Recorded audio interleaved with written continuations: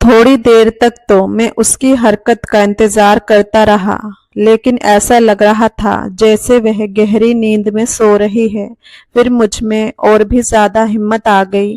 उसने अपने ऊपर चादर ली हुई थी, पर मैं चादर के ऊपर से ही हाथ लगा रहा था।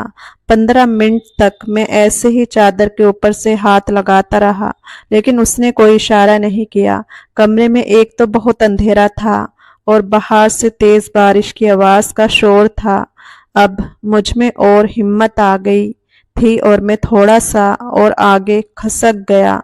अब उसके और मेरे दरमियान का फासला बहुत कम हो गया था, मगर जैसे ही मैंने अपना हाथ उसकी चादर के अंदर किया तो उसने फौरन मेरा हाथ पकड़ लिया और फिर ऐसी जगह रखा कि मैं खुद को रोक नहीं पाया। 12वीं का एग्जाम देने के बाद मैं फ्री था और अभी सिर्फ आराम और घूमने फिरने के अलावा मैं और कुछ नहीं सोचना चाहता था। लेकिन मुझे फ्री देखकर घर वालों को सब काम मुझसे ही कराना याद आते थे। कभी सब्जी ला दो तो कभी दूध खत्म हो गया है, मगर मैंने जो जो सोचा हुआ था वैसा कुछ भी नहीं हो रहा था। इस खाली वक्त में मैं कुछ मजे करना चाहता था और ये सारा वक्त गुजारना बहुत ज्यादा मुश्किल लग रहा था।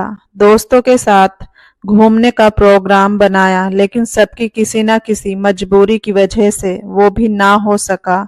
लेकिन मम्मी ने मुझे कहा अपनी चाची की तरफ चले जाओ, मुझे कुछ चीज भी भिजवानी थी और वैसे भी तुम्हारी चाची इतनी बार तुम्हें आने का कह चुकी है, लेकिन तुम हो कि जाते ही नहीं हो। मेरी चाची लखनऊ में रहती थी और मुझे वहां जाना कभी भी इतना पसंद नहीं था, इसलिए पिछले 3-4 साल से मैं उनकी तरफ गया ही नहीं था। वैसे तो मैं इनकार कर देता, लेकिन फिर मैंने सोचा कि घर पर रहने से तो अच्छा है कि चाची के घर ही चला जाऊं, वहां थोड़ा मेरा वक्त भी गुजर जाएगा, वरना घर पड़े पड़े मेरी सारी छुट्टियां बेकार हो जाएंगी। 2 दिन के बाद मैं चाची के घर के लिए रवाना हो गया। चाची का घर लखनऊ के एक छोटे से इलाके में था। चाची मुझे देखकर बहुत खुश हो गई। मेरी चाची के 2 बच्चे थे, लड़की बड़ी थी और लड़का छोटा था। दोनों ही स्कूल गए थे और चाचा भी घर पर नहीं थे। चाची ने बताया कि तुम्हारे चाचा का दूसरे शहर में तबादला हो गया, इसलिए वह सिर्फ हफ्ते में एक ही दिन आते हैं। खाने पीने से फ्री होकर मैं वक्त गुजारने के लिए छत पर चला गया। छत पर काफी खुला सहन और एक तरफ 2 कमरे थे, जिसमें से एक स्टोर रूम बनाया हुआ था और दूसरे कमरे की हालत से लगता था कि इसको कभी कभार सोने के लिए इस्तेमाल किया जाता है। उस कमरे में एक छोटा सा पलंग बिछा हुआ था और उस पलंग के दोनों तरफ बिस्तर लगे हुए थे। सहन के एक तरफ एक छोटा सा वॉशरूम था, जिसकी हालत से लगता था कि वह बहुत ही कम इस्तेमाल में आता है। मैं छत की दीवारों से ताक झांक करके मोहल्ले का जायजा लिया, लेकिन कोई इंटरेस्टिंग चीज नजर नहीं आई। मैं नीचे आकर चाची के साथ बातों में बिजी हो गया। थोड़ी देर बाद बाहर का दरवाजा खुला और स्कूल यूनिफॉर्म में एक गोरी खूबसूरत लड़की घर में दाखिल हुई। उसके आने के अंदाजे से मुझे मालूम हो गया कि ये चाची की बेटी ही है। अगर कहीं और देखा होता तो शायद ना पहचान सकता, क्योंकि वह बिल्कुल बदल चुकी थी। रंगत दूध जैसी सफेद थी, बेदाग चेहरा, लंबे घने बाल जिनको उसने चोटी की सूरत में बांधा हुआ था। धूप की वजह से उसका सफेद रंग में सुर्खी आ रही थी। उसने आकर मुझे प्रणाम किया, जिसका मैं अच्छे अंदाज में जवाब दिया, लेकिन उसने कोई खास रिस्पॉन्स नहीं दिखाया और अंदर कमरे की तरफ चली गई। कपड़े बदलने और खाना खाने के बाद वह अपनी पढ़ाई में बिजी हो गई। मैं उससे पढ़ाई की बातें करने लगा, वह मेरी बातों का बेरुखी से जवाब दे रही थी। उसके अलावा और कोई बात नहीं कर रही थी। मेरे पूछने पर उसने बताया कि वह 9वीं क्लास में पढ़ रही है और आजकल उसके स्कूल में टेस्ट चल रहे हैं। मैं चाची और उनके बेटे से बातें में लग गया, लेकिन मेरा जहन बार बार उसकी तरफ ही जा रहा था।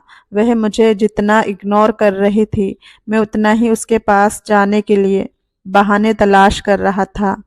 मेरे जहन में उसके बारे में कोई गलत सोच नहीं थी, लेकिन फिर भी मैं उसकी तरफ देख रहा था और चाहता था कि वह मुझसे बातें करे, लेकिन वह अपनी पढ़ाई में मगन थी और ऐसे शो कर रही थी जैसे मैं वहां मौजूद ही नहीं हूँ। रात को सब लोग छत पर सोते थे, मेरे लिए भी। चाची ने एक साइड पर चरपाई पर बिस्तर बिछा दिया। वह चाची के करीब वाली चरपाई पर सो रही थी। सब सो चुके थे, लेकिन मैं उसी के बारे में सोच रहा था। घर से तो मैं सिर्फ 2 दिन ही चाची के घर रहने का सोच कर आया था, लेकिन अब मेरा उसकी वजह से जाने का दिल नहीं कर रहा था। सब लोग सो चुके थे और मैं लेटा हुआ दूर से उसको देख रहा था, जो कि रात के अंधेरे में मुझे नजर तो आ नहीं रही थी, लेकिन फिर भी उसकी तरफ देखकर मुझे सुकून मिल रहा था। न जाने रात के कौन से पहर मुझे नींद आई। सुबह चाची के जगाने पर आंख खुली तो सबसे पहले मैं उसको ही देखने लगा, लेकिन तब तक वह शायद स्कूल जा चुकी थी। सारा दिन उसकी वापसी का इंतजार करता रहा, लेकिन वापस आकर उसने कल वाली रूटीन जारी रखी। फिर मैं अपने चाची के बेटे के, जिसका नाम करण था, उसके साथ बाजार चला गया और उसको कुछ चीज मैंने लेकर दी। मैंने वहां से उसके लिए भी एक चॉकलेट खरीद ली। घर आकर मैंने उसको चॉकलेट दी, लेकिन उसने ये कहकर इनकार कर दिया कि मुझे चॉकलेट पसंद नहीं है और दोबारा अपनी पढ़ाई में बिजी हो गई। वह मुझसे जितना अजनबी वाला बर्ताव कर रही थी, मुझ में और ज्यादा कशिश हो रही थी। करण मुझे बाहर जाने का कहता, लेकिन मेरा उसके सामने से हटने का दिल भी नहीं करता था। बस दिल करता हर वक्त उसी को देखता रहूं। इस रात भी हम सब छत पर सो रहे थे। अचानक बारिश शुरू हो गई और चाची ने मुझे कहा कि अंदर कमरे में जाकर सो जाओ। लाइट न होने की वजह से कमरे में बहुत अंधेरा था। मैं धीरे से टटोलते हुए बैठ के एक साइड पर दीवार की साइड लेट गया। मुझे लेटते ही नींद आ गई। थोड़ी देर बाद बादल गरजने की वजह से मेरी आंख खुली तो मुझे महसूस हुआ कि मेरे बाजू में कोई और भी लेटा हुआ है और लाइट भी अभी तक नहीं आई थी और कमरे में बेहद अंधेरा था। मेरे ख्याल से करण मेरे साथ आकर लेट गया होगा। उस वक्त आसमानी बिजली चमकी, जिससे कमरे में थोड़ी सी रोशनी हुई और मैंने देखा कि मेरे साथ करण नहीं बल्कि उसकी बहन लेटी हुई है। मेरी तो सांस ही रुक गई और मुझे ऐसा लग रहा था जैसे मेरे अंदर जान ही ना हो। उसको अपने इतने करीब सोते हुए देखकर तो मैं अपना होश खो बैठा। मैं उसकी तरफ करवट लेकर लेटा हुआ था। जैसे ही कोई हरकत की तो जान निकल जाएगी। मैं काफी देर तक उसी हालत लेटा रहा।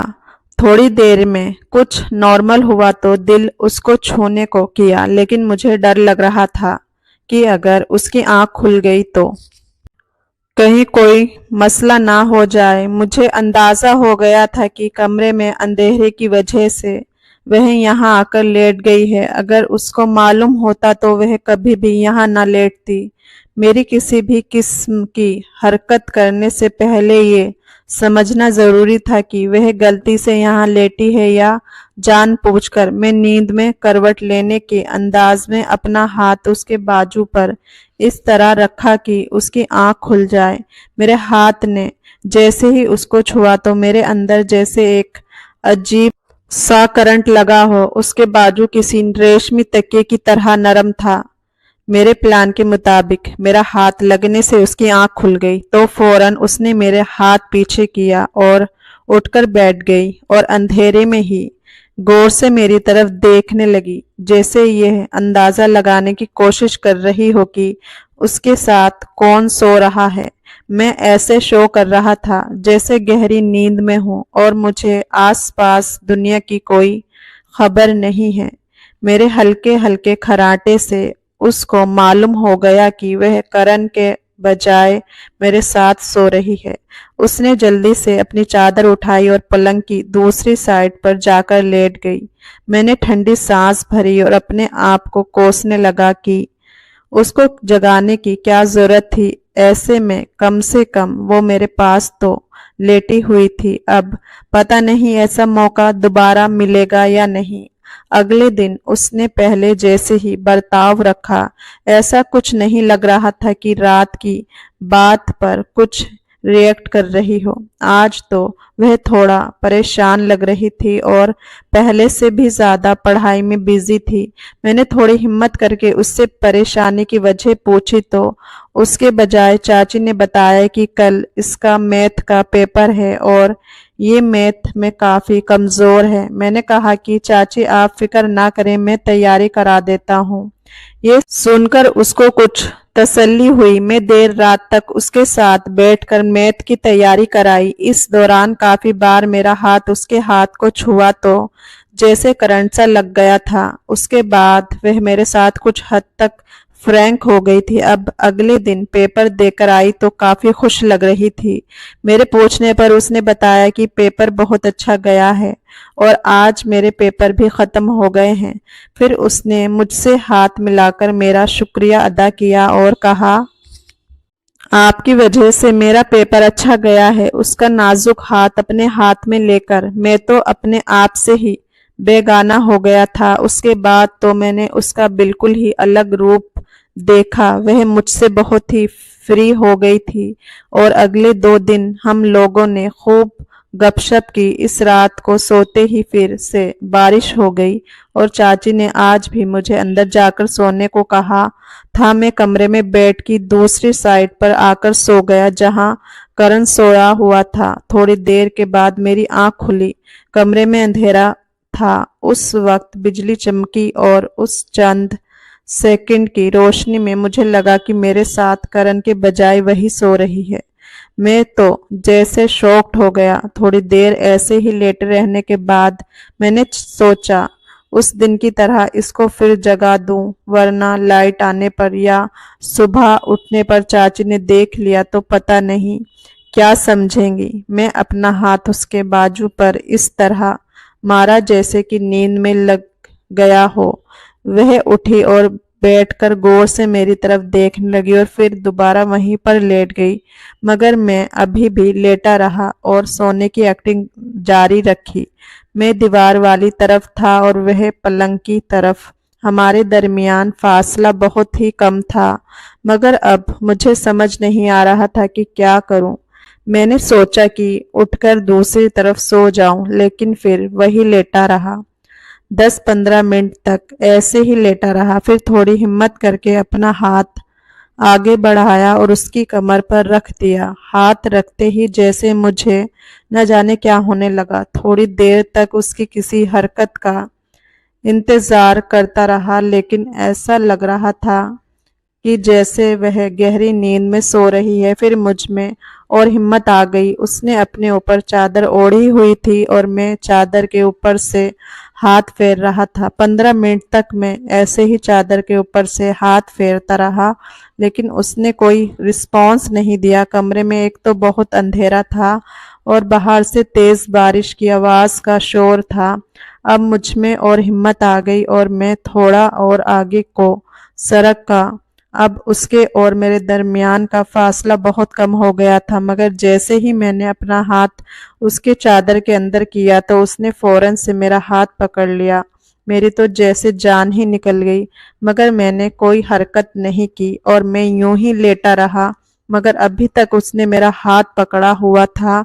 फिर वह सीधी होकर लेटी और मेरे हाथ को अपने हाथों में ही रखा। उसके ऐसा करने से तो मेरे पूरे वजूद में सनसनी फैल गई और मेरे दिल की धड़कन तेज होने लगी, मगर वह अभी कोई हरकत नहीं की थी। थोड़ी देर तक तो वह मेरा हाथ यूं ही अपने हाथ में रखी रही। फिर मेरे करीब होकर आहिस्ता से कान में कहने लगी, मैं साथ वाले स्टोर में जा रही हूँ, थोड़ी देर के बाद वहां पर आ जाना। इतना कहकर वह पीछे हुई और बैठकर चारों तरफ का जायजा लेने लगी। फिर वह उठकर कमरे से बाहर चली गई। उसकी ये बात सुनकर तो मैं पूरी तरह से अपने होश खो बैठा और सोचने लगा कि जो लड़की मुझसे बात तक नहीं करती थी वह मुझे इस रात अकेले में मिलने का कह रही है। खैर लाइट अभी तक नहीं आई थी और चाची खर्राटे लेते हुए सो रही थी। फिर मैं उठा और कमरे से बाहर आ गया, मगर अंधेरे की वजह से मुझे कुछ नजर नहीं आ रहा था। मैं धीरे धीरे चेक करते हुए स्टोर रूम की तरफ जाने लगा। अभी मैं स्टोर रूम के अंदर गया ही था कि उसने मुझे पकड़कर अपने साथ लगा लिया। वह दरवाजे पर ही खड़ी मेरा बेसब्री से इंतजार कर रही थी। फिर वह अपने प्यार का इजहार की। 23 दिनों में हमें एक दूसरे से प्यार हो गया था, लेकिन जब मैं अपने घर के लिए जाने लगा तो उसकी आंखों में आंसू थे। मैंने उसके करीब आकर कहा कि ये मत समझना कि मैंने तुम्हारे साथ सिर्फ टाइम पास किया है, मुझे तुमसे मोहब्बत हो गई है और घर पहुंचकर मैं मम्मी को रिश्ते के लिए तुम्हारे घर भेजूंगा। इतना सुनकर उसने अपनी नजर शर्म से नीचे झुका ली। मैंने उसके आंसुओं को साफ किया और घर के लिए निकल गया। घर पहुंचकर अपनी मम्मी पापा को रिश्ते के लिए भेज दिया।